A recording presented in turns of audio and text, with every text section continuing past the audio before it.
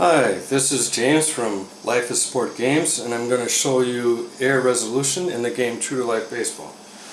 Okay, here's our player, and we've just rolled a 34, which is an outcome of reach on air / PO, which is pop out. Now there's three things that could happen in this play. It can be an air, it can be a pop out, or it can be a base hit. And it's the only roll in the game that uses all 4 die. I've already rolled the die. It's actually rigged because I'm just using an example that's all predetermined to save time. But okay, so what you do is with your 4 die roll, first you read just the red-white pair. And what you're doing is you're using this pair to determine which fielder has a chance to make a play or boot it or not even get to it. And so the red-white die determines the fielder by the range of the die here, 34 to 41, gives the position. That's 2B, the second baseman. My finger's probably in the way. And the number over here is, if it does turn into an error, it would be a one base error, or if it's a base hit, it would be a single. So you can also have 2 base errors or doubles.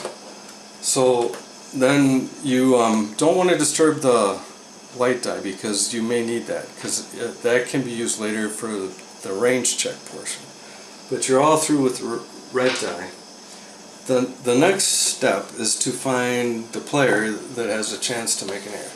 So in this game it's going to be Ricky Weeks. He's a second baseman, and we determine it's a second baseman that has an opportunity to make the play or make an error. And let's see.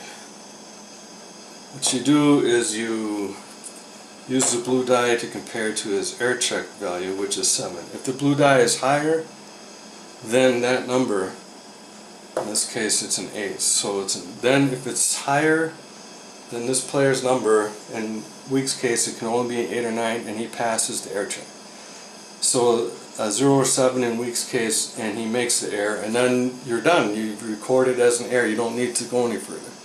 But because Weeks passed the check, the next portion is the negative range check. Now some players they pass it automatically if they were to have positive range here, or a neutral range like Lucroy does, where it's a dash dash. That's neutral. And catchers don't even really come into play in this type of play resolution.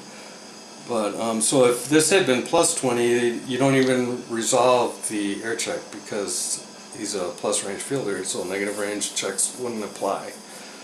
And then if that had been the case, this would become a pop out because he passed the air check, he would have passed the range check, and then those are the 2 checks. You pass them both, and the play becomes a pop out.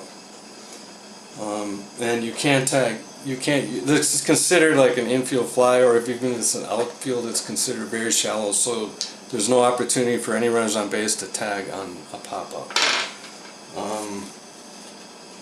Okay, so you do a roll, and we're going to say it was. Let's see, what did I have before? I had 40. Was it 41? Yeah. So you have to reuse the 1. The 1 would stay.